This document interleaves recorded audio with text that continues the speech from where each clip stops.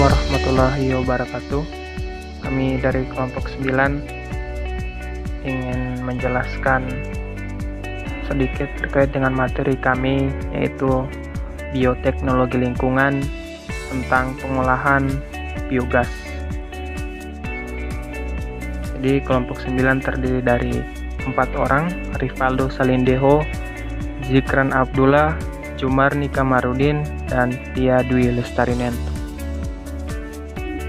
Yang kita ketahui bahwa biogas merupakan zat yang dihasilkan dari proses penguraian bahan-bahan organik dari mikroorganisme pada kondisi tanpa oksigen bebas atau anaerob. Sumber biogas yang dihasilkan dari kotoran manusia dan hewan, limbah domestik atau limbah rumah tangga, sampah biodegradabel atau setiap limbah organik yang biodegradabel dalam kondisi anaerobik. Komponen yang dihasilkan oleh gas biogas yaitu metana 60%, CO2 karbon dioksida 38%, dan senyawa-senyawa lain seperti NH2, H2, O2, dan H2S 2%. Selanjutnya, pengolahan limbah melalui teknologi kompos dan biogas, di mana pengolahan limbah padat atau sisa pakan, sisa bahan organik, sampah organik, dan feses untuk kompos dan limbah cair atau urin untuk pupuk organik cair.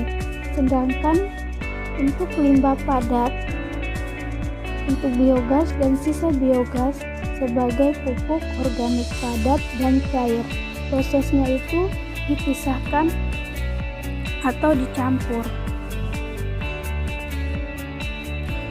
Untuk kesehatan lingkungan dan kebersihan harus terjaga, misalnya air, udara, dan tanah. Percepatan daur ulang nutrien atau hara tanah. Produksi energi terbarukan yaitu gas metana dan dapat mengurangi efek rumah kaca, CH4, dan CO2. Selanjutnya yaitu penanggulangan metana. Yang pertama, bahan bakar fosil dapat menghasilkan karbon dioksida tambah karbon monoksida dan berefek pada rumah kaca dan juga akan mengalami pemanasan global. Yang kedua, sampah organik dan kotoran ternak dapat menghasilkan biogas. Contohnya, karbon monoksida, karbon dioksida, dan gas metana. Lalu, menghasilkan efek rumah kaca, gas metana 25 kali karbon dioksida, kemudian berakibat efek rumah kaca. Yang ketiga, biogas dapat mengganti sebagian bahan bakar fosil. Yang keempat, dengan membakar gas metana akan menghasilkan karbon dioksida untuk mengurangi efek gas metana. Yang kelima, karbon dioksida dari pembakaran gas metana akan menghasilkan fotosintesis tanaman, kemudian menghasilkan produk tanaman dan oksigen, dan efek rumah kaca berkurang. Selanjutnya yaitu teknologi sederhana pemanfaatan sampah dan kotoran ternak. Di sini, digester dapat menghasilkan biogas maupun kompos. Digester yaitu suatu alat pengolah bahan buangan atau limbah organik menjadi biogas. Bagaimana digester dapat mengolah limbah organik menjadi biogas? Yaitu dengan cara kotoran sapi ditambah dengan limbah, kemudian diendapkan ke dalam digester biogas agar menghasilkan gas. Biogas merupakan gas yang dihasilkan oleh aktivitas anaerob atau fermentasi dari bahan-bahan organik termasuk diantaranya yaitu kotoran hewan dan limbah. Sedangkan kompos yaitu hasil penguraian parsial dari campuran bahan-bahan organik yang dapat dipercepat secara artifisial oleh populasi berbagai macam mikroba dalam kondisi lingkungan yang hangat, lembab, dan aerobik atau anaerob. Dapat kita lihat bersama gambar yang berada pada slide. Limbah tambah kotoran sapi menghasilkan gas metana ditambah karbon dioksida. Gas mudah terbakar yang dihasilkan dari proses fermentasi bahan-bahan organik oleh bakteri-bakteri anaerob atau bakteri yang hidup dalam kondisi tanpa oksigen yang ada dalam udara. Prinsip pembuatan biogas. Dalam pembuatan biogas, digunakan bahan organik, dalam hal ini kotoran sapi dan sampah setelah dihancurkan, yang kemudian dicampurkan dengan air lalu dimasukkan ke dalam ruang atau tabung tertutup yang bebas atau kedap udara.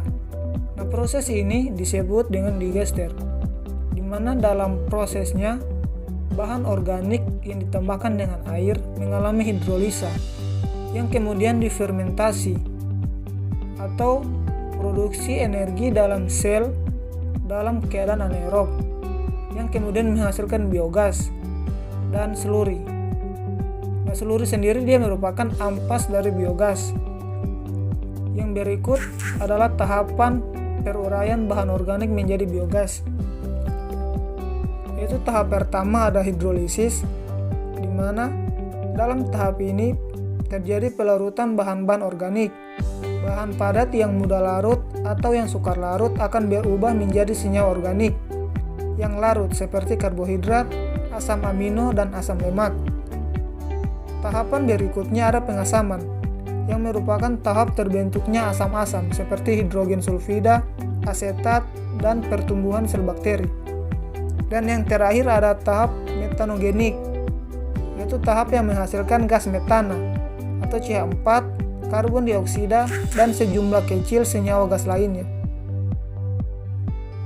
Biogas mulai terbentuk kurang lebih setelah 1 minggu.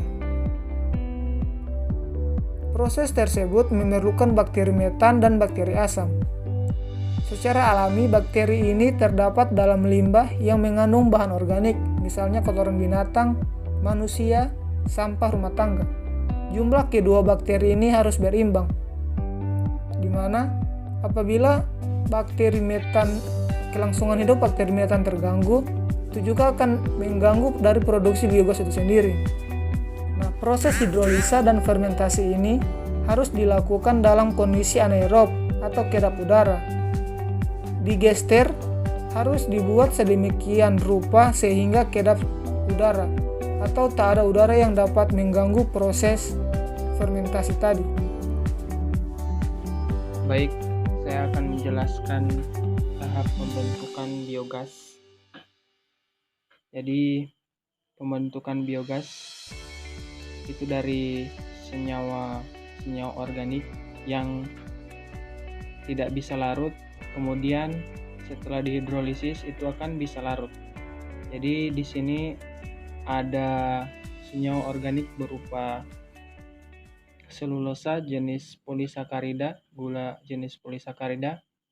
Itu dilakukan tahap pertama hidrolisis.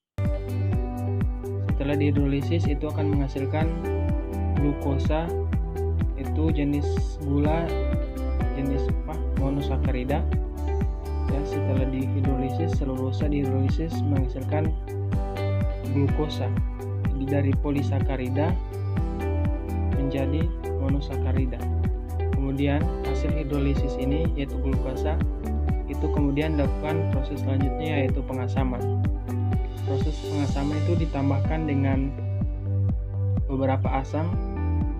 Jadi glukosa ditambahkan dengan beberapa asam. Yang pertama dengan asam laktat, kemudian asam butirat, selanjutnya adalah etanol yaitu jenis alkohol. Selanjutnya proses setelah pengasaman ini itu menghasilkan asam lemak dan alkohol. Asam lemak dan alkohol ini kemudian dilakukan proses metanogenik untuk mendapatkan gas metan atau biogas dalam hal ini.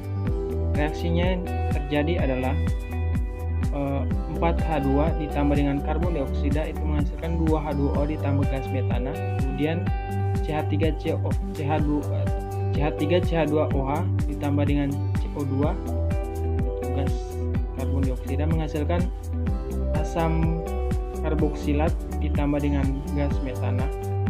Kemudian asam karboksilat ditambah dengan karbon dioksida itu menghasilkan karbon dioksida menghasilkan gas metana. Selanjutnya CH3, CH2, CH3COH ditambah dengan DH2H2 tambah CO2 itu menghasilkan CH3COH atau asam karboksilat ditambah dengan gas metana. Setelah itu,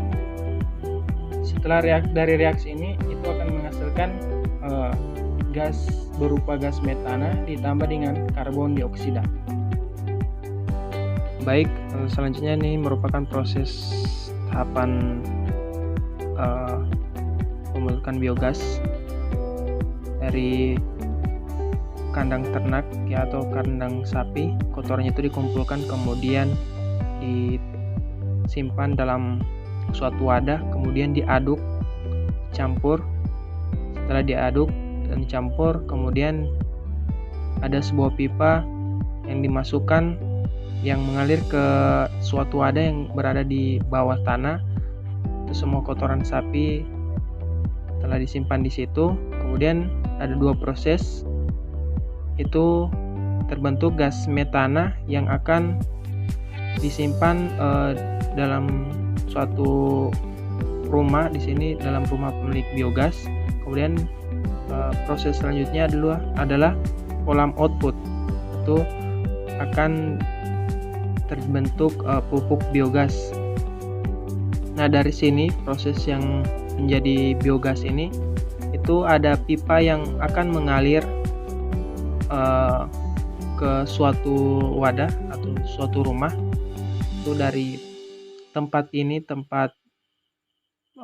penampungan kotoran sapi ini, setelah dilakukan penambahan, setelah dijelaskan tadi proses sebelumnya, itu akan menjadi gas metan, kemudian bisa mengalirkan api.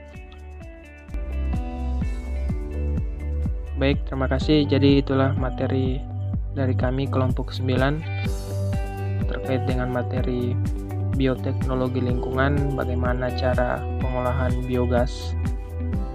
Terima kasih. Assalamualaikum warahmatullahi wabarakatuh.